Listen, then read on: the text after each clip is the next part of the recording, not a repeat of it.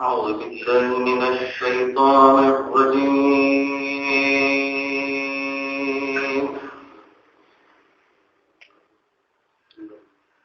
بسم الله الرحمن الرحيم.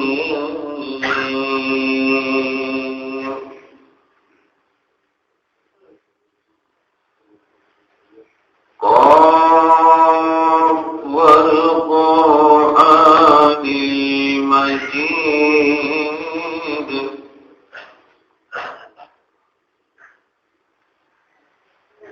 ويعجبوا أن جاءهم منذر منهم فقال الكافرون هذا شيء عجيب.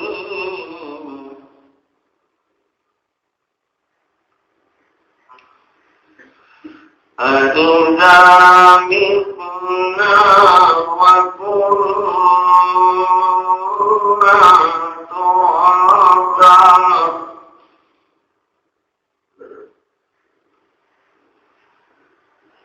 ذلك رجع بعيد.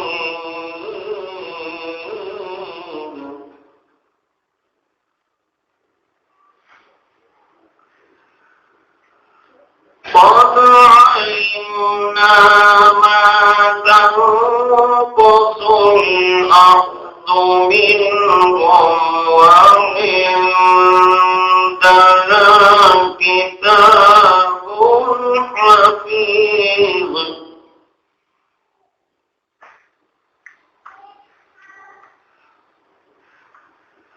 بل كذبوا بالحق لما جاءهم فهم في أمرهم مريج.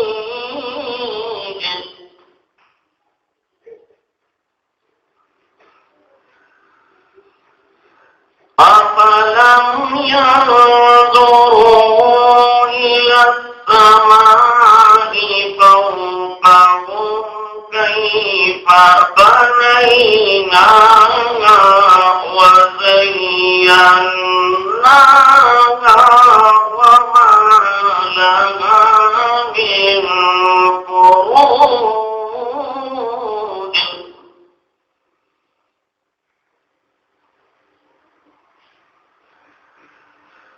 والأرض مددناها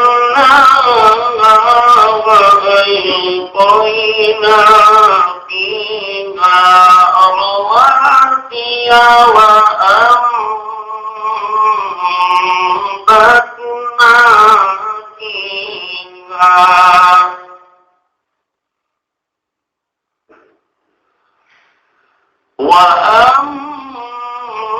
وأنبتنا فيها من كل زوج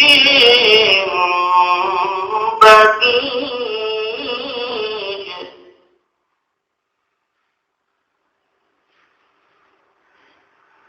تبصرة وذكرى لكل عبد منيب.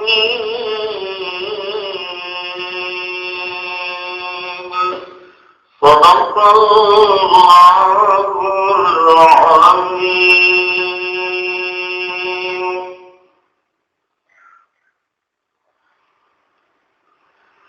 गुज़श्ता हफ्ते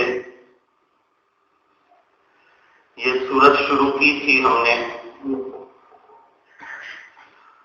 और हुरूफ मुक़त्तआत में से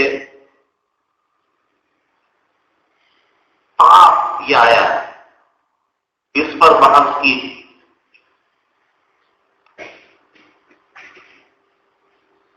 काफ से क्या मुराद?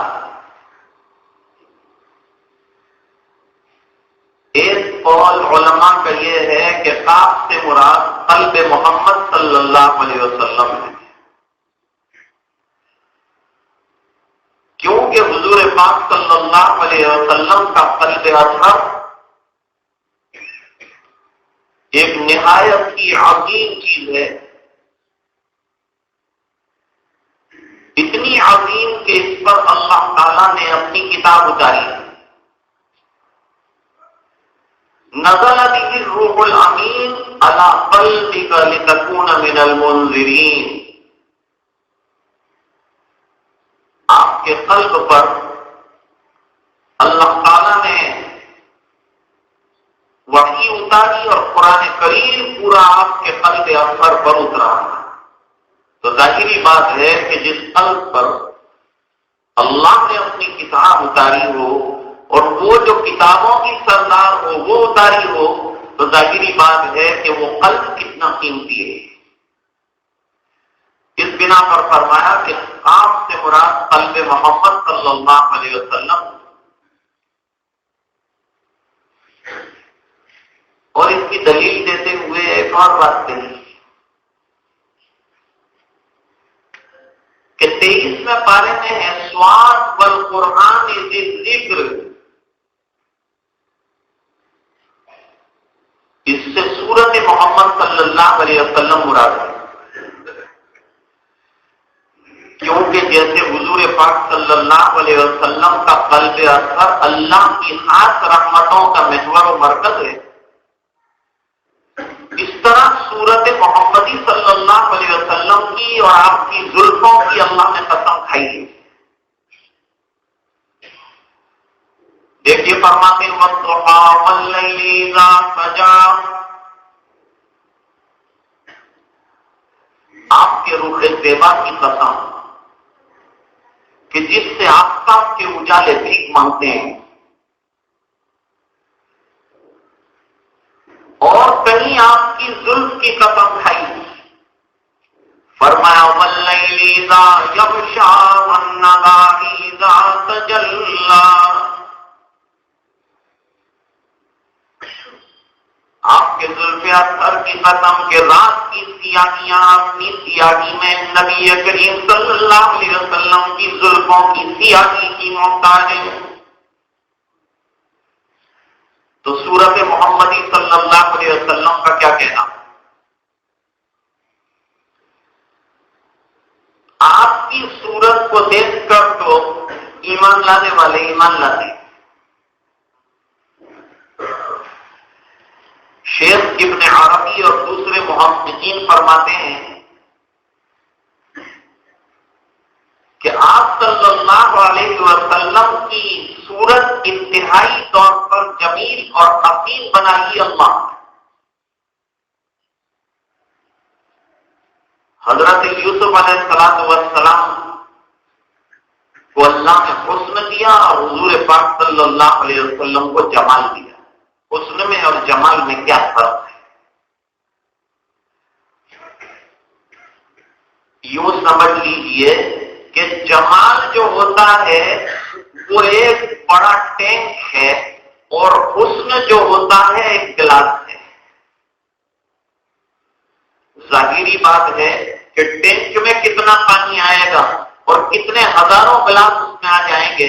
فرماتے ہیں سرکار کا جمال ہے جو حسن کا گنجینہ ہے، اور اس میں سے ایک حصہ حضرت یوسف علیہ السلام کو حسن کا ملا ہے۔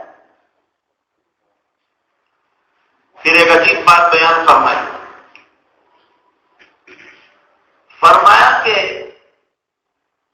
حضرت یوسف علیہ السلام کو صباحت ملی ہے، اور نبی کریم صلی اللہ علیہ وسلم نے فرمایا مجھے اللہ نے ملاحت عطا کی ہے۔ اب یہ صباحت اور ملاحت میں کیا فرق ہے، اور ملاحت میں کیا خوبی ہے صباحت کے مقابلے میں؟ حدیث پاک میں فرمایا یوسف و صبیح وانا ملیح، یوسف صبیح ہے اور میں ملیح ہوں۔ صباحت چہرے کی اور جسم کی انتہائی سفیدی کو کہتے ہیں، جس کو دیکھ کر آدمی تھک جائے گا، اور ملاحت یعنی چہرے میں ایسی سفیدی کے ساتھ سرخی کی آمیز ہے اور کہ جتنا دیکھتا جائے حسن اور جتنا دیکھتا جائے اتنا اس چہرے سے اس ذات سے محبت بڑھتی جائے، دیکھنے کا ذوق بڑھتا جائے۔ اب یہ ملاحت کیسی ہے ذرا یہ دیکھیں، فرماتے ہیں کہ دانت ایک تو بالکل جڑے ہوئے ہوں، یہ بھی اچھا نہیں ہے، بہت دور دور ہوں، یہ بھی اچھا نہیں ہے۔ تو اعتدالی حسن دانتوں کا یہ ہے کہ دانتوں کے بیچ میں ہلکا ہلکا فاصلہ ہو۔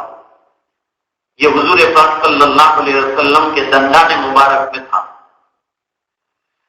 کہ جب آپ کلام کرتے تھے تو نور یہ سوراخوں کے بیچ میں سے چھلکتا ہوا لوگوں کو نظر آتا۔ اب فرماتے ہیں کہ بغل کی سفیدی کا عالم کے سجدے میں چادر چھوٹی تھی اور بغل مبارک نظر آئی تو لوگ یوں سمجھے کہ دل کے اندر کوئی چاند نہیں۔ تو ظاہری بات ہے کہ یہ ملاحت ہے کہ جتنا دیکھتے جاؤ اتنا ہی اور زیادہ دیکھنے کا ذوق بڑھتا جائے۔ صباحت میں آدمی سیر ہو جاتا ہے، دیکھنے کا ذوق ختم ہو جاتا ہے۔ اب آنکھوں کا حسن کیا ہے؟ آنکھوں کا حسن یہ ہے کہ سفیدی جو ہے انتہائی سفید ہو اور اندر کی جو سیاہی ہے وہ انتہائی طور پر سیاہ۔ حضور پاک صلی اللہ علیہ وسلم کی آنکھیں بھی اسی طرح کی تھیں کہ سفیدی انتہائی طور پر اور سیاہی انتہائی طور پر سیاہ۔ یہ آنکھوں کا حسن ہے۔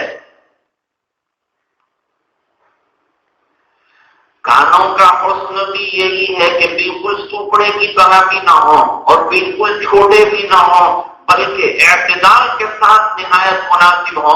تو آپ صلی اللہ علیہ وسلم کے گوشت مبارک تھے۔ اور ہونٹوں کا عالم بھی یہ تھا کہ نہ بہت موٹے ہوں نہ بالکل باریک ہوں، بس وہ لیمو کی خاشوں کی طرح جیسے ترتیب سے کاٹ کر رکھے گئے ہوں۔ حضور پاک صلی اللہ علیہ وسلم کے لب مبارک ہیں۔ بالوں کا حسن کیا ہے؟ بالوں کا حسن یہ ہے کہ نہ بالکل سیدھے ہوں نہ بالکل گھنگریالے ہوں، کچھ سیدھے بھی ہوں کچھ گھنگریالے بھی ہوں، تو بالوں کا حسن ہے اور حضور پاک صلی اللہ علیہ وسلم کو یہ حاصل ہے۔ پھر فرماتے ہیں کہ ہاتھوں کا حسن کیا ہے؟ فرمایا کہ ہاتھوں کا جمال اور ہاتھوں کا حسن حضور پاک صلی اللہ علیہ وسلم کا یہ ہے کہ نہ بالکل لکڑیوں کی طرح پتلی پتلی انگلیاں ہیں نہ بالکل موٹی اور پتلی ہیں جیسے پٹھانوں کی ہوتی ہیں۔ فرمایا اس کے درمیان اور ہاتھ حضور پاک صلی اللہ علیہ وسلم کی ہتھیلیاں گوشت سے پر ہیں اور بھری ہوئی ہیں۔ یہ حسن ہے ہاتھوں کا۔ اور آپ صلی اللہ علیہ وسلم کی کلائی جو ہے یہ کافی کشادہ ہے، سینہ کشادہ ہے، اور سینے میں بالوں کی جھاڑ جھنکار ہو یہ سینے کا حسن نہیں ہے۔ حضور پاک صلی اللہ علیہ وسلم کے سینے اطہر میں ایک دھاری ہے جو اوپر سے نیچے تک بالوں کی چلی جاتی ہے، جو سینے کو اور سامنے کے حصے کو انتہائی طور پر حسین بنا دیتی ہے۔ تو کوئی بھی حصہ حضور پاک صلی اللہ علیہ وسلم کا جسم اطہر کا لیجئے تو آپ کے اندر وہ جمال موجود ہے جو انتہائی طور پر کسی جنگلی کے اندر ہو سکتا ہے۔ اس لیے میں نے وہ شعر اس دن کہا تھا جو شاعر نے کہا، وَأَحْسَنُ مِنْكَ لَمْ تَرَ قَطُّ عَيْنِي وَأَجْمَلُ مِنْكَ لَمْ تَلِدِ النِّسَاءُ خُلِقْتَ مُبَرَّأً مِنْ كُلِّ عَيْبٍ وَكَأَنَّكَ قَدْ خُلِقْتَ كَمَا تَشَاءُ۔ لکھتے ہیں ابن سینا بہت بڑے محقق ہیں، وہ فرماتے ہیں کہ دنیا میں کسی شخص کا جسم انتہائی طور پر جمال کے اعتبار سے معتدل ہو تو محمد عربی صلی اللہ علیہ وسلم کا جسم اطہر ہے کہ اعدل الاجسام ہے، یعنی جتنے اجسام دیکھے ہیں ان تمام میں آپ کا جسم مبارک انتہائی طور پر اعتدال پر، ہر عضو جسم کا اعتدال پر ہے۔ اس لیے انسان کے قد میں اعتدالی چیز کیا ہے؟ جمال قد میں کیا ہے؟ نہ انتہائی طور پر طویل ہو نہ انتہائی طور پر کوتاہ ہو، بلکہ میانہ قد سے ذرا بلندی ہو، اور عالم یہ ہو کہ چلے تو سب میں بلند نظر آئے۔ تو حضور پاک صلی اللہ علیہ وسلم کا عالم یہ تھا کہ طویل القامت نہ ہونے کے باوجود جب چلتے تھے تو سب میں بلند نظر آتے تھے۔ تو قد کا حسن دیکھیں، آنکھوں کا جمال دیکھیں، ہونٹوں کا جمال دیکھیں، اللہ نے ہر کلام کا جمال جو ہے وہ نبی کریم صلی اللہ علیہ وسلم کو عطا فرمایا۔ اس بنا پر یہ کہہ سکتے ہیں کہ آپ سے قلب محمد صلی اللہ علیہ وسلم اگر مراد لیں تو کوئی بات نہیں، جیسے کہ سواد سے صورت محمدی صلی اللہ علیہ وسلم جو ہے وہ مراد لیتے ہیں۔ پھر آپ کا مسکرانا، اس کی بھی کیفیت بیان ہے۔ دیکھیے ہنسنے کی 3 کیفیات، ایک تو ہے تبسم۔ پہلے شاعر ہمارے یہاں ہوا کرتے تھے اکبر آباد کے تبسم اکبر آبادی، ان کا تخلص ہوا کرتا۔ ایک تو ہے تبسم،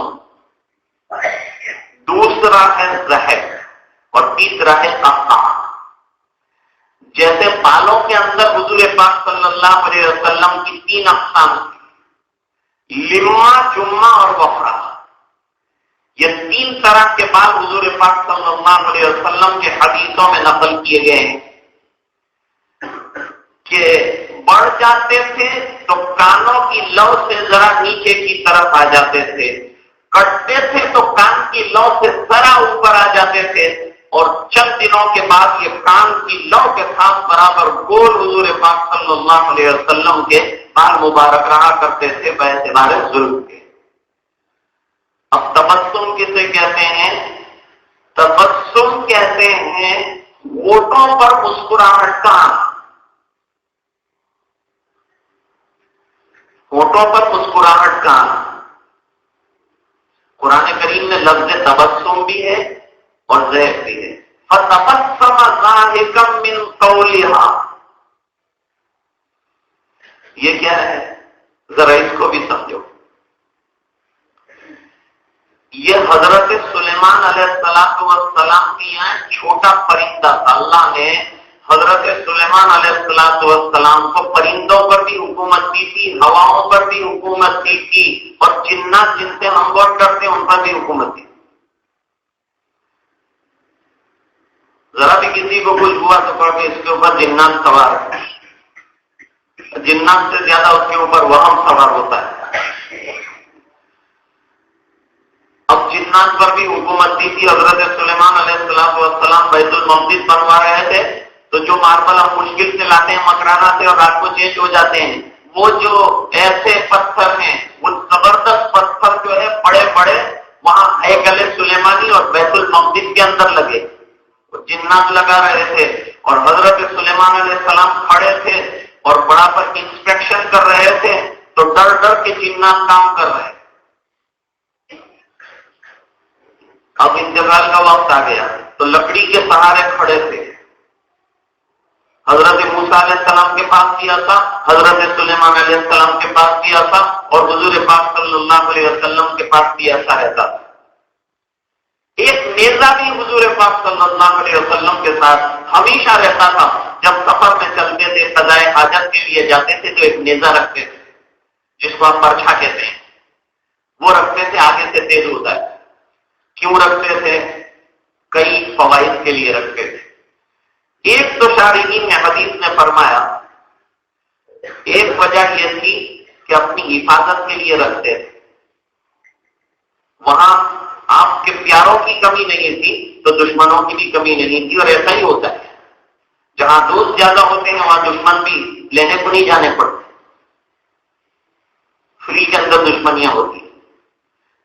تو ایک تو یہ. دوسری بات یہ تھی کہ چونکہ وقت ہے اگر نماز کا اور جنگل ہے تو آگے سترا گاڑنا چاہیے. تو یہ نیزے کی نوکدار جو انی ہے اس کو زمین میں گاڑ کر سترا بنا کر نماز پڑھ. تیسرا، چونکہ کبھی استنجا کی ضرورت پیشاب کی پیش آئے تو پتھریلی زمین زیادہ ہے، وہاں ڈھیلے پر پیشاب کریں گے تو چھینٹے اڑنے کے خطرہ ہے. اس بنا پر پہلے آپ زمین کو نیزے سے نرم فرماتے تھے، اس کے بعد جو ہے پیشاب سے کھڑے ہوتے تھے. یہ فائدے کے لیے رکھا تھا. قبرستان تشریف لے گیا اور قبر میں اتار دیا تھا جنازے کو، تو سرکار ایک کنارے پر بیٹھے ہوئے ہیں اور آپ کے ہاتھ میں چھڑی ہے اور وہ چھڑی سے آپ زمین کو کرید رہے ہیں. اس سے چھڑی کا ہونا حضور پاک صلی اللہ علیہ وسلم کے پاس تھا. بالکل حضرت سلیمان علیہ السلام کے انتقال کا وقت آ گیا اور جنات کام کر رہے تھے. اگر ان کو پتا چلے کہ انتقال ہو گیا فوراً بھاگ جائیں گے جنات. تو دعا کی کہ اللہ کیا ہوگا، وقت بھی آ چکا ہے، فرمایا آپ کھڑے رہیں گے اور ہم روح قبض کر لیں گے اور بیت المقدس جب آپ کا کمپلیٹ ہوگا، جب تک جو ہے آپ کی یہ چھڑی کو اندر سے دیمک کھا کے کھوکھلا کر دے گی. جب بوجھ نہیں برداشت کر سکے گی یہ لکڑی تو گرے گی ٹوٹ کر، اس کے ساتھ آپ کا لاشا گرے گا. تب جنات کام کر چکے ہوں گے اپنا مکمل اور آپ کو اٹھا کر لے جایا جائے گا اور یہ کام بھی پورا ہوگا، آپ کو دفنایا بھی جائے گا. اب حضرت سلیمان علیہ السلام کے پاس ایک پرندہ بھی جو ہے روزانہ پارلیمنٹ کے اندر حاضر ہوتا تھا. حاضری لیتے تھے وہ، اگر کہ ہم لوگ نماز میں آنے والوں کی حاضری نہیں لیتے، لیکن حضرت فاروق اعظم رضی اللہ تعالیٰ وہ حاضری بھی لیتے تھے اور جو نہیں آئے اس کی خبر بھی لیتے تھے. اب فرماتے ہیں کہ وہ ہدہد پرندہ چھوٹا سا تھا لیکن نظر چلی گئی. حضرت سلیمان علیہ السلام نے اس سے کہا کل کہاں غائب تھا تو؟ کل ایبسنٹ تھی تیری، اٹینڈنس نہیں تھا. کل کیا بات تھی، کیا ہوا تھا، کیوں غیر حاضر تھا؟ کہ حضرت میں تو گیا تھا ملک سبا، میں ملک سبا گیا تھا. ملک سبا میں تو نے کیا دیکھا؟ کہ حضرت وہاں کی جو ملکہ ہے اس کا نام بلقیس ہے اور بلقیس جو ہے بہت بڑی حکومت رکھتی ہے اور یہ آفتاب کی پرستار ہے. اس کی پوری پارلیمنٹ والے سورج کی پوجا کرتے ہیں. تو میں وہاں گیا تھا، ان کے سب ناز نخرے اور ان کی عبادتیں اور تمام چیزیں دیکھ کر آیا. حضرت سلیمان علیہ السلام نے فرمایا دور ہے، وہ دور ہے، بہت دور ہے، کہ ان کو لیٹر پہنچا سکتے ہیں. تو جب یہ بات کہی کہ میں وہاں گیا تھا اس وجہ سے میری غیر حاضری گئی، تو یہ بات سن کر حضرت سلیمان علیہ السلام متبسم ہوئے کہ عزیز کہ مجھے نہیں معلوم ایک چیز کہ ملک کہاں کہاں ہے اور جا کے ہدہد خبر لے کے آ گیا. سب چیزوں کی انبیاء کرام کو خبر وہ ضروری نہیں ہے. دیکھو ہدہد کو پوچھنا پڑا کہ تم کہاں گیا تھا اور ہدہد نے بتایا کہ میں فلان فلان جگہ گیا. فرمایا کہ میرا دعوتی لیٹر لے جائے گا اور سبا کی ملکہ کو پہنچائے گا. کہا ضرور پہنچاؤں. تو خط لکھا حضرت سلیمان علیہ السلام نے قرآن کریم میں انہو من سلیمان و انہو بسم اللہ الرحمن الرحیم اللہ تعالی علی واتونی مسلمین. لیٹر ختم ہو گیا. پہلے بھی زمانے میں لیٹر لکھتے تھے تو نیک نامدار نیکی نہ کرتا، عقیدت پڑھنے کے بعد پتہ نہیں چلتا تھا کہ نامدار ہے کون. پتہ ہی نہیں چلتا کس کا لیٹر ہے، کس کے نام ہے، کچھ پتہ نہیں. پھر وہ کوئی بہت الٹا پلٹا تو پھر کسی کو بھیجا کہ یہ تو تمہارا خط تھا، میں نے اخبار پڑھ لیا. کیونکہ اس میں خبریں کم ہوتی تھی اور اپنی واقفیت کی چیزیں انہوں نے یوں کیا، اس کا یوں ہوا، وہ مر گئے، وہ دن گئے، وہ اسد ہیں، وہ گئے ہیں، وہ اسپتال میں، وہ اسپتال سے ہٹ گئے، یہی سب. آدھا تو جو لیٹر ہے وہ فضولیات سے بھرا ہوا. بھائی یہ تو ضرورت کی چیز ہے، جو ضروری چیزیں لکھی جائے. دیکھیے یہاں لکھا ہے لیٹر کس کی طرف سے لکھا جا رہا ہے؟ حضرت سلیمان کی طرف سے. تو from Sulaiman to Bilqis, from اور ٹو لکھ دیا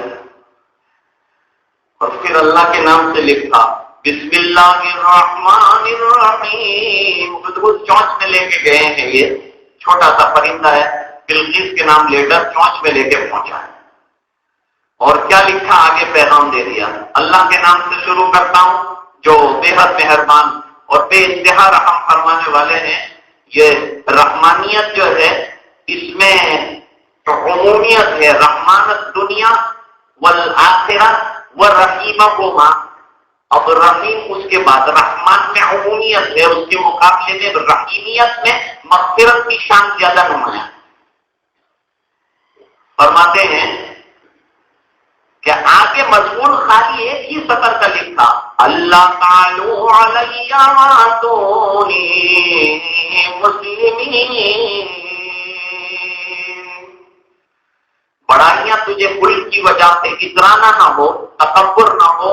بڑائیاں کیونکہ تجھے بڑا ملک دیا ہے تو تجھ سے بڑی حکومت اللہ نے مجھے عطا فرمائی، تو تجھے میرے پاس آنا ہے. میں تجھے مجرم بن کر گرفتار کرنے کے بجائے مسلمان بن کر میرے دربار میں مہمان بننے کی دعوت دیتا ہوں. میں تجھے مجرمانہ حیثیت سے گرفتار کر کے بھی لا سکتا ہوں، لیکن یہ دعوتی لیٹر ہے، تجھے انوائٹ کر رہا ہوں کہ تو مسلمان بننے کے لیے آ جا. سمجھ گئے؟ یہ لیٹر پہنچا کہتے ہیں رات کو ملکہ سبا سوئی ہوئی تھی تو ایک تاق تھا، وہ تاقچے کے اندر ایک شیشہ لگا ہوا تھا، وہ ذرا سا کھلا ہوا تھا روشندان، اس کے اندر سے چھوٹا سا پرندہ ہدہد داخل ہوا. تو ملکہ سبا آرام کر رہی تھی تو ہدہد نے جا کر یہ ملکہ سبا کے سینے پر یہ خط رکھ دیا. علماء نے نقطہ نکالا ہے کہ رکھ سکتا تھا ہدہد تو سرانے بھی رکھ سکتا تھا، رکھ سکتا تھا تو سر پہ بھی رکھ سکتا تھا، کسی پہلو پر بھی رکھ سکتا تھا، اور رکھا تو سینے پر رکھا، صدر پر رکھا. علماء نے نقطہ لکھا ہے کہ اس لیے رکھا کہ نبی کا خط جب سینے پر آئے گا اور اس کے انوار چمکیں گے تو قلب میں پہنچیں گے اور پڑھے گی تو شرح صدر ہو جائے گا. اس بنا پر صدر کے اوپر لے جا کر وہ لیٹر جو ہے وہ رکھ دیا. میں عرض کر رہا تھا کہ دونوں لفظ قرآن کریم میں موجود ہے، لفظ تبسم بھی ہے اور ضحک بھی ہے. تو تبسم کہتے ہیں ہونٹوں پر صرف مسکراہٹ کا آنا اور منہ کا نہ کھلنا.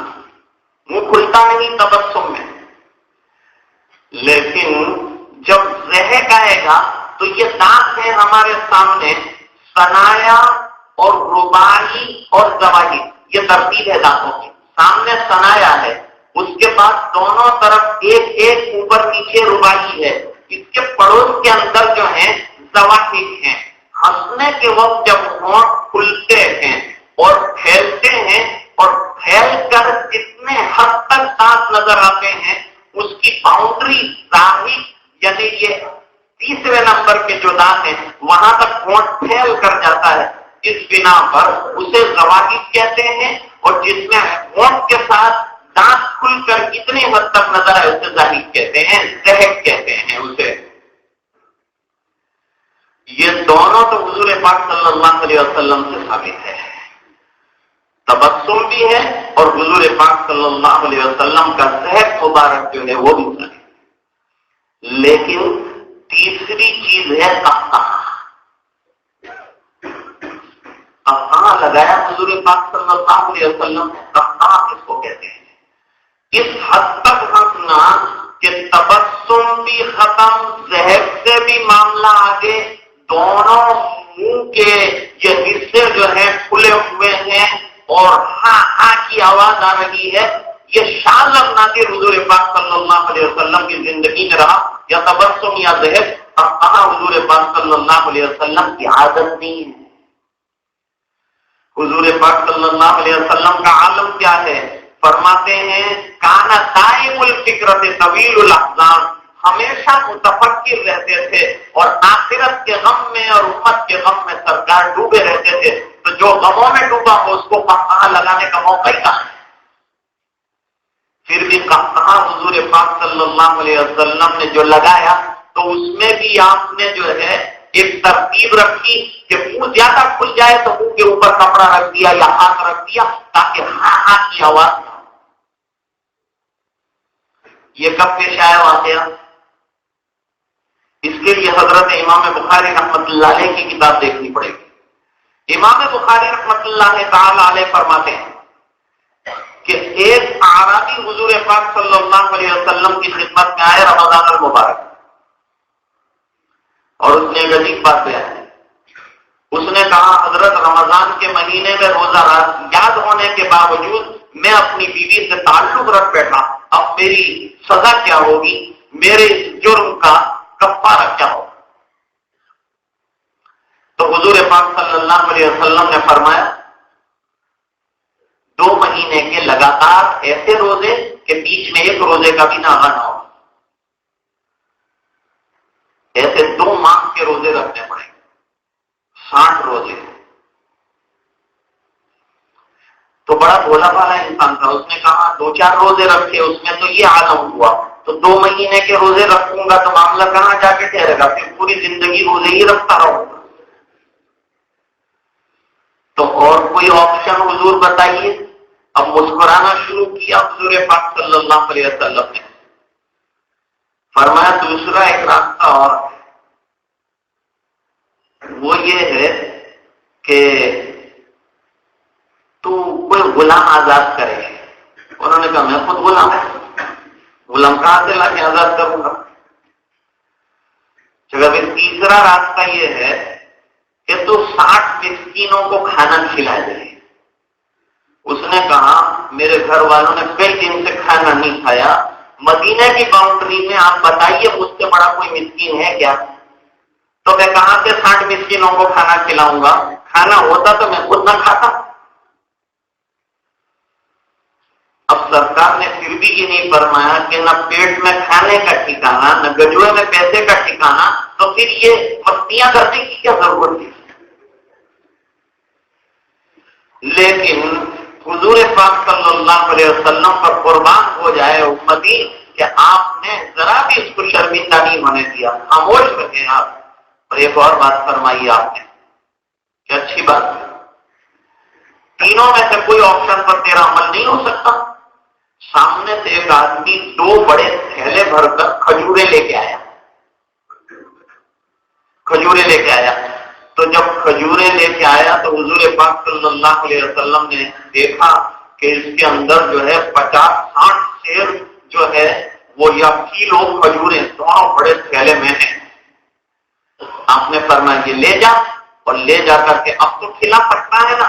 فرمایا کہ میرے بچے حضور کیا کھائیں گے؟ فرمایا جا لے جا اور تیرے بچوں کو کھلا، لیکن آج کے بعد جو ہے یہ تیرے لیے خالی مخصوص قاعدہ ہوا، پہلی مرتبہ یہ مسئلہ سامنے آیا ہے تو اس کو مسائل کی ابتدا کی رخصت کے اوپر محمول کر دیا اور فرمایا تیرے لیے یہ خاص ہے، باقی کسی کے لیے ایسا نہیں رہے گا۔ ضابطہ جو ہے وہ 3 چیزوں میں سے ایک کا وہی رہے گا، اس کے علاوہ اور کچھ نہیں رہے گا۔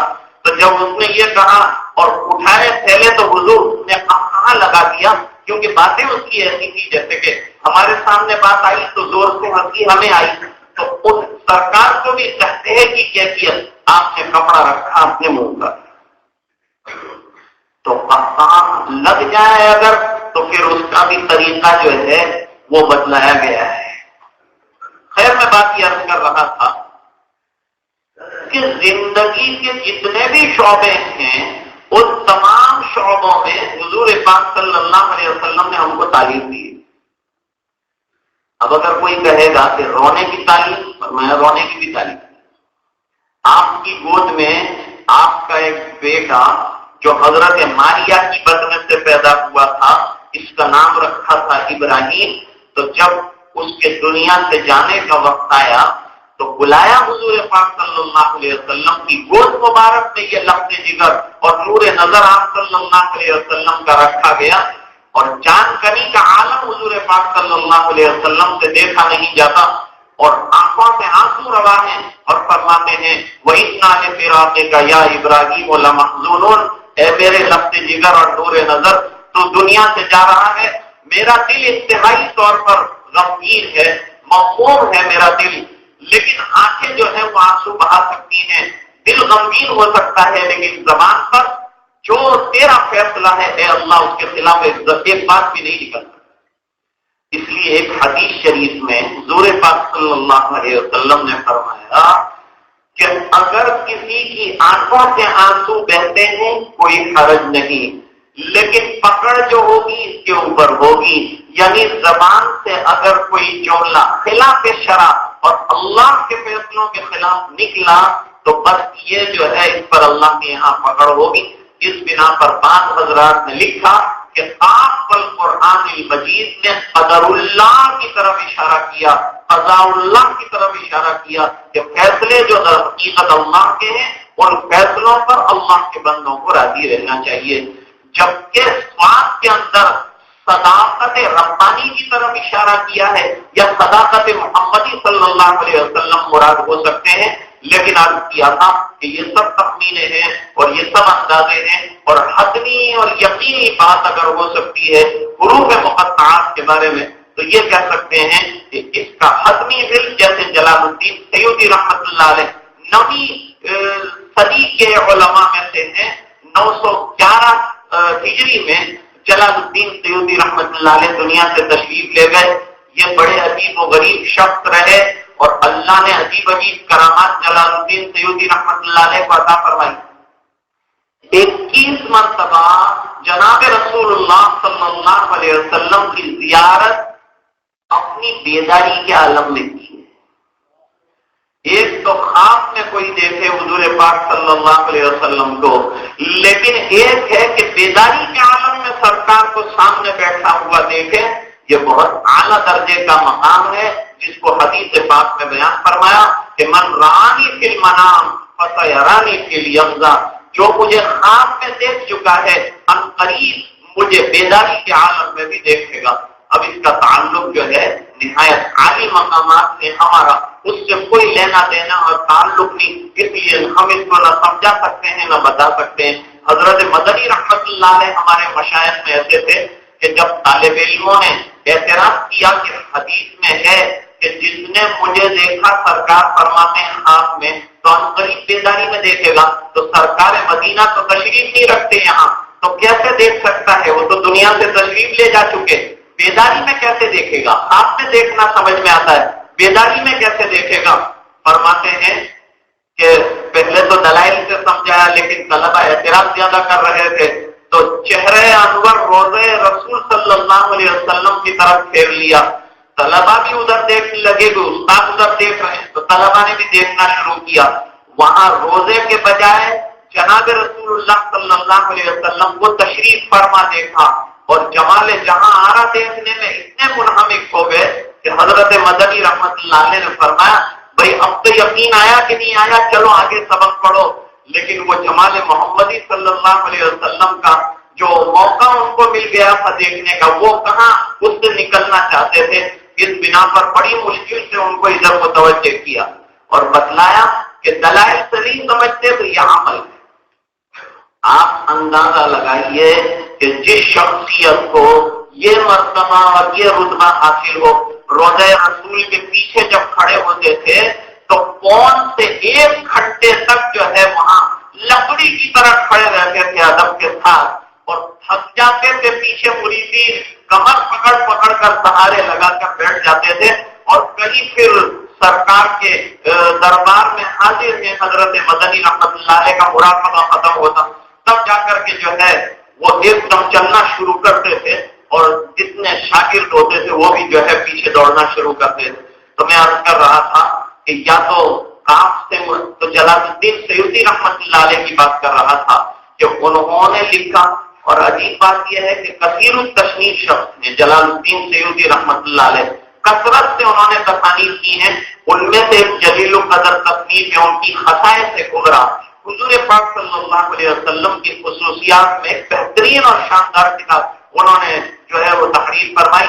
اس کے علاوہ فرماتے ہیں کہ میں نے کعبۃ اللہ کا غلاف پکڑ کر دعا کی کہ میں علوم میں اور حدیث میں ابن حجر عسقلانی سے کم نہ رہوں اور مجھے فقہ کے اندر جو ہے میرے استاد محترم جیسا مقام اللہ عطا فرما دے.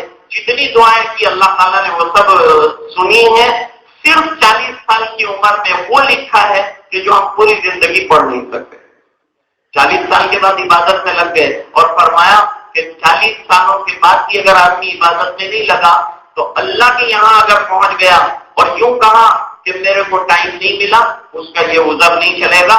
اور اللہ فرمائیں گے 40 سال عمر عزیزت گزر, 40 سال سے زیادہ تجھے زندگی دی, 50 سال 60 سال کیا کرتا رہا؟ سب چیزوں کا تجھے ٹائم ملا اور فرصت ملی, نہیں ملی تو میری عبادت کی تو کب عبادت کرنے والا تھا؟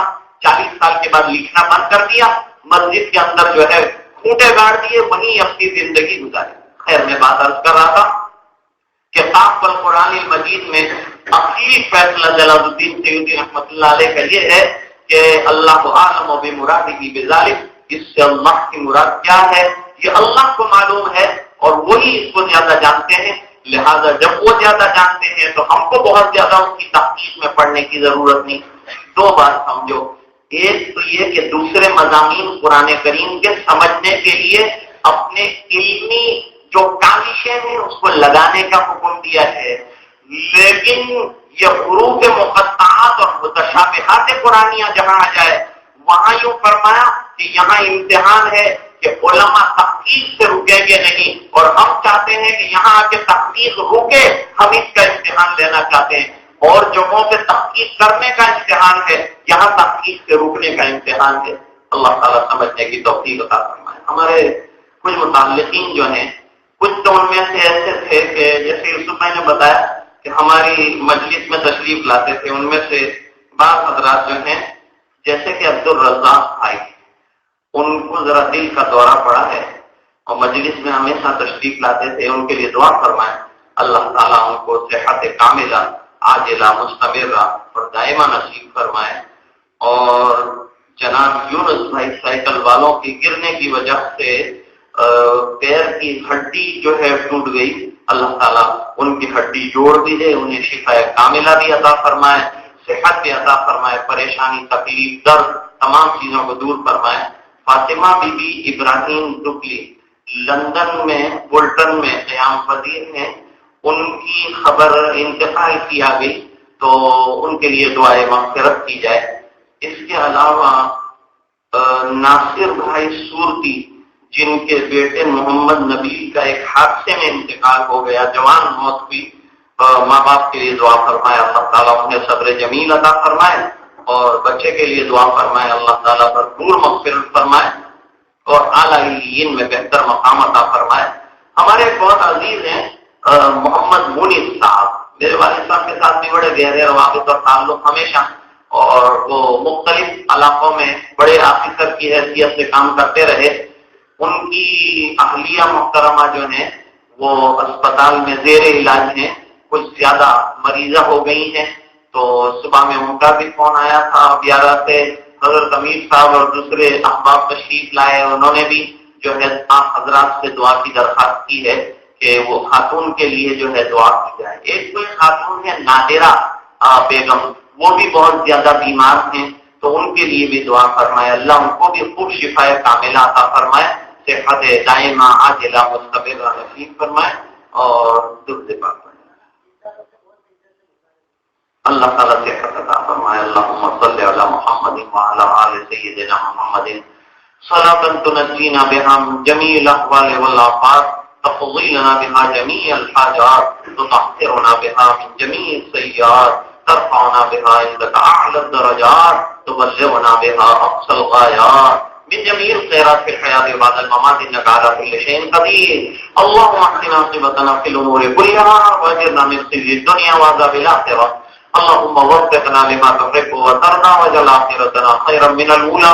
اے اللہ ہمارے گناہوں کو معاف فرما، کوتاہیوں سے درگزر فرما. اللہ ہم گناہگار ہیں، مجرم ہیں، ہمارے پاس گناہوں، کوتاہیوں، لغزشوں کے علاوہ کچھ نہیں. اللہ تیرے کرم کے ہم بھکاری اور تیرے مغفرت کے بھکاری ہے اور منگتا ہے. اے الہ العالمین، ہماری جھولی میں اگر مغفرت پڑ جائے اور تیرے کرم کی برکھا ہو جائے تو اللہ ہمارا بیڑا پار ہو سکتا ہے، ورنہ دریا کے ڈوب جانے کا کوئی جو ہے ہمیں پکا یقین ہے کہ تیرے کرم کے بغیر ہم کہیں کے نہیں رہیں گے. اللہ اپنا فضل فرما دے، اللہ جاری مددگاری فرما دے. تیرے علاوہ کوئی حامی نہیں ہمارا اور تیرے علاوہ کوئی ناصر نہیں. اپنی رضا والی زندگی عطا فرما دے اور تیری مان کر چلنے والوں کو تو کامیاب کرتا ہے، اس کا سچا یقین ہمیں عطا فرما دے. اللہ نمازوں کا پابند بنا دے اور اے اللہ تلاوت قرآن کریم کا شیدائی بنا دے. اللہ ایک ایک رکعت ادب سے پڑھنے والا اور خشوع خضوع کے ساتھ ادا کرنے والا بنا دے. اللہ ہماری نمازیں ٹوٹی پھوٹی اور منہ پر مارنے کی صحیح، لیکن اگر تیرا کرم ہو جائے اور ٹوٹا پھوٹا تو قبول فرما لے تو ہم گندے ہیں لیکن تیرے بندے ہیں. اللہ ہمیں محروم نہ فرما. اے اللہ اگر تو نے محروم کر دیا تو ہمارے پاس کوئی دروازہ نہیں جس کو کھٹکھٹا کر ہم اس سے ہاتھ پھیلا کر مانگ لیں گے. اے اللہ تیرا دربار بڑا وسیع ہے، تیرے خزانے میں کوئی کمی نہیں. اے اللہ تو ہماری عبادتوں میں ظاہری بات ہے کہ جو ٹوٹی پھوٹی لگڑی لولی ہے اس میں تو کچھ دیکھے گا نہیں، لیکن تیرے کرم کے ہم مت والے ہیں اور اے اللہ بھکاری ہیں. اپنے کرم سے اگر تو نے نواز دیا تو تیری شان میں کچھ کمی نہیں آئے گی. اور اے اللہ ہم جیسوں کی بگڑی بن جائے گی اور پوری امت کی بگڑی بنا دے اور ایک ایک فرد کی بگڑی بنا دے. اور اے اللہ جو بیمار ہیں انہیں شفائے کاملہ دے دے اور جو پریشان ہیں ان کی پریشانیاں دور فرما دے. جو دل کے عارضوں میں مبتلا ہیں ان کو بھی صحت دے دے، جو بخار جیسے امراض میں مبتلا ہیں ان کو بھی صحت عطا فرما دے. اور اے اللہ جتنے جتنے لوگ پریشان ہیں تمام کی پریشانیاں دور فرما دے. اے الہ العالمین ایمان پر دنیا سے جانے والوں کی بھرپور مغفرت فرما دے. اے الہ العالمین اس پورے مجمع کی مغفرت فرما، امت کے ایک ایک فرد کی مغفرت فرما. اے اللہ کی دعائیں اپنے فضل و کرم حبیب پاک صلی اللہ علیہ وسلم کے صدقے میں منظور فرما برحمتک یا ارحم الراحمین. آئندہ کل سے انشاءاللہ عشاء کی نماز 8:15 بجے ہوتی ہے.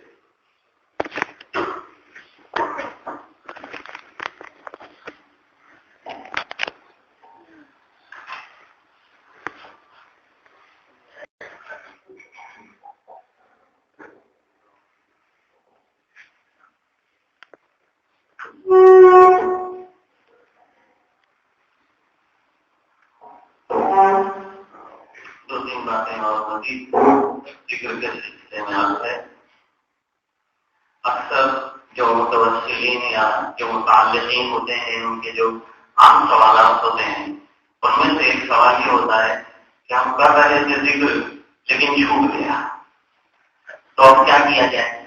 کچھ بھی نہیں کرنا ہے، چھوٹ گیا ہے دوبارہ شروع کر دینا چاہیے. چھوٹ گیا ہے تو چھوڑے نہیں رکھنا چاہیے. بہت زیادہ چھوڑے رہیں گے تو شروع کرنا مشکل ہوتا ہے. اس لیے چھوٹ گیا کوئی بات نہیں، انسان ہے، بشر ہے، یہ فرضیت کے درجے میں نہیں ہے. ذکر کثیر سے خود ہماری روحانی زندگیاں بنتی ہیں. تو اگر کھانا چھوڑ دیا تو آدمی یہ نہیں سوچتا کہ اب چھوڑ دیا تو میں ہمیشہ کے لیے چھوڑ دوں، بلکہ پھر وہ جو ہے دوبارہ یاد آنے پر کھانا شروع کر دیتا ہے کہ میں بھول گیا تھا، کھایا نہیں میں نے. حالانکہ ایسا کم ہوتا ہے لیکن پھر بھی اگر ہو گیا تو آدمی دوبارہ کھانا شروع کر دیتا ہے. یہ روح کی غذا ہے، ذکر چھوٹ جائے تو دوبارہ شروع کر دینا چاہیے. دوسری عام طور پر شکایت یہ ہے کہ مولانا دھیان نہیں رہتا. دھیان کو رکھنا پڑتا ہے، دھیان خود رہنا شروع نہیں کر دیتا، رکھنا پڑتا ہے. رکھنے کے لیے کوئی بھی چیز کے کرنے کے لیے محنت کرنی پڑتی ہے. جو محنت کرتا ہے اللہ تعالیٰ اس کے لیے راستے کھول دیتے ہیں. تو تھوڑی فکر کریں گے، تھوڑی توجہ دیں گے، تھوڑی تڑپ اپنے اندر پیدا کریں گے تو انشاءاللہ دھیان بھی لگے گا دل، اور اس کے بغیر سکون بھی نہیں ملے گا. کیونکہ اللہ نے دل کو جو سکون عطا ہونے کا ذریعہ بتلایا وہ ذکر اللہ، تو انشاءاللہ اس سے سکون بھی ملے گا. دوسرا یہ کہ اکثر سستی پہ آ جاتی ہے، تو سستی کے لیے تو وہی بات ہے سردی ہے، ڈیوٹی پر جانا ہے، نوکری پر جانا ہے، سستی آتی ہے تو کیا کرتا ہے آدمی؟ سستی کو جھٹکتا ہے اور اپنی تمام فیوچر کو سوچتا ہے، تنخواہ کٹ جائے گی، سیٹ غصے ہو جائیں گے، آئندہ پرابلم پیدا ہو جائے گا، اور جو ہے ایبسنس کی وجہ سے میری امپریشن غلط ہو جائے گی، میرا ریکارڈ خراب ہوگا۔ ہم کو سوچنا چاہیے کہ اللہ کے دربار میں ہمارا ریکارڈ خراب نہ ہو جائے، اور اس کے لیے جو ہے ہم کو فکر کرنی چاہیے۔ سستی تھی تو یہ تمام چیزوں کو سوچ کر آدمی اٹھ کھڑا ہوتا ہے، بس اللہ کے دربار میں جو ہے مقبول بنوں اور اس کی رضا مجھے نصیب ہو، اس کے لیے تھوڑی سی فکر اور سستی کو اڑا کر چستی جو ہے وہ لانے کی کوشش کرنا چاہیے۔ گناہ کرنے کی چیز نہیں ہے، گناہ ہو جاتے ہیں، ہو جائے تو اس کے لیے اللہ نے توبہ کا راستہ رکھا ہے، لیکن بال ارادہ گناہ نہیں کرنا ہے۔ لفظش ہو گئی، کوتاہی ہو گئی، جیسے آدمی چلتے چلتے کبھی جو ہے ٹھوکر کھا جاتا ہے، بال ارادہ تو کوئی ٹھوکر نہیں کھاتا، بال ارادہ کہ مجھے تو آج ٹھوکر ہے کھانا ہی کھانا ہے، اس طرح سے تو کوئی چلنا پسند نہیں کرتا، بلکہ جو ٹھوکر کھا جاتا ہے وہ بھی چھپانے کی کوشش کرتا ہے لوگوں سے، اور کچھ ایسی ادائیں کرتا ہے کہ لوگ یہ سمجھے کہ چلنے کی یہ کوئی خاص ادا ہے۔ تو یہ انسان کا مزاج اس وقت ہو گیا، تو کوئی جو ہے ٹھوکر کھانا پسند نہیں کرتا، اس طرح ایک مومن گناہ کرنا ہرگز پسند نہیں کرتا۔ بھول چوک ہو گئی، شیطان نے ورغلا دیا، تو انسان ہے، بشر ہے، گناہ ہوتا ہے، اللہ نے توبہ کا راستہ رکھا ہے۔ سچی توبہ کرنے پر اللہ تعالیٰ گناہوں کو مٹا دیتے ہیں اور نیکیاں جو ہے وہ عطا فرماتے ہیں۔ توبہ کرنا مستقل نیکی کا رکھ دیا۔ اب انشاءاللہ تھوڑی دیر کے لیے ہزار بار میں شویم دلند مشکو غلام انوز نام تو گفتن کمال دے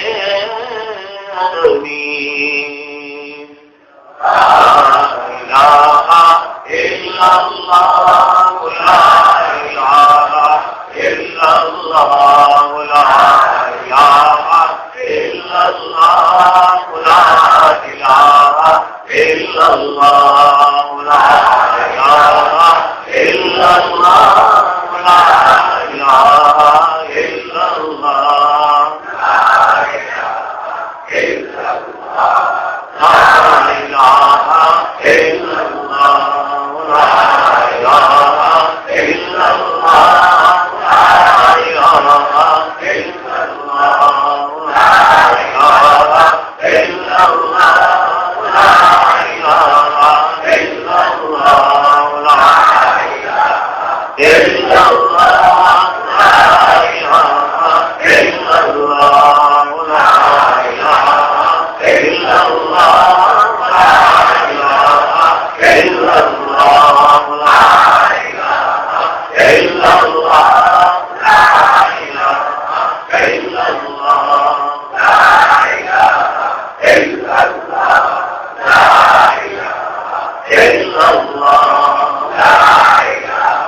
الہ الا اللہ لا الہ الا اللہ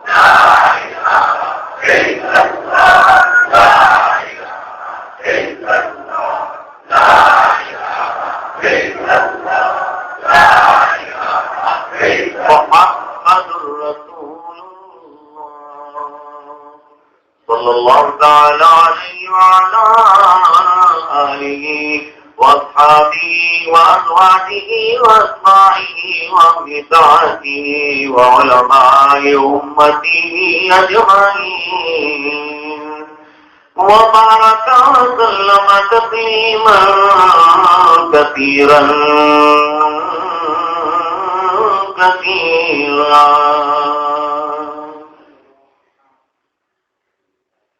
مراقبہ اللہ کی رحمت کے انتظار اور دھیان میں بیٹھنے کا نام ہے. آنکھیں بند ہو، جسم میں نقل و حرکت نہ ہو، سر کو دل کی طرف ذرا سا جھکایا جائے اور ایک ہی تصور رکھا جائے اللہ کی رحمت برس رہی ہے تو دل میں سما رہی ہے، دل اللہ اللہ اللہ کر رہا ہے. ہم سے کچھ دیر تک انشاءاللہ مراقب رہیں گے.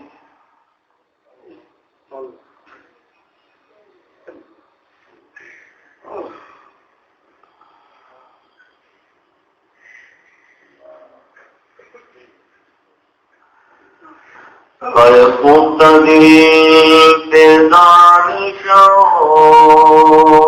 بیدار شو بیدار شو.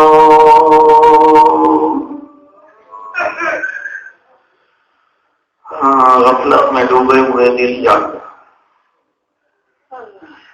در ذکر حق مشغول شو مشغول شو مشغول شو.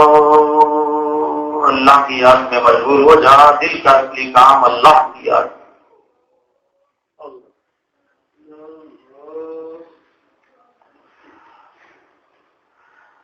عزیزو دوستو یارو یہ دنیا دار پانی گئے، دل سے مت لگاؤ تم لحد میں جا بنانی گئے. تو آیا قمر ساتھ فسال ذات دنیا میں، اے کوئی گئی تیری کیسی نادانی ہے.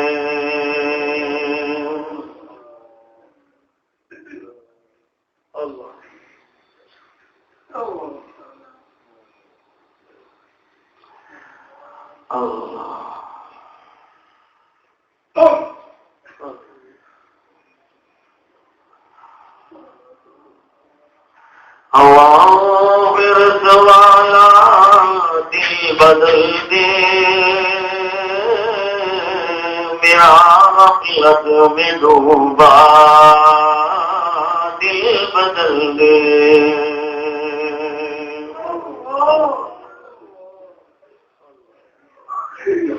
بدل دے دل کی دنیا دل بدل دے خدایا فضل فرما دل بدل دے.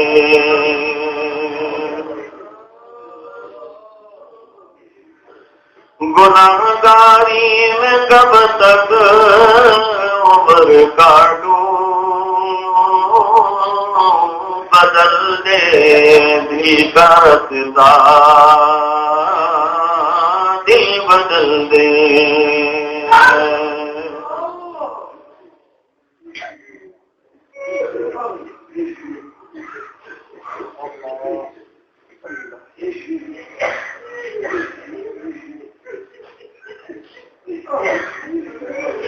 سنو میں نام تیرا دھڑکنوں میں مزہ جائے مولا دل بدل دے.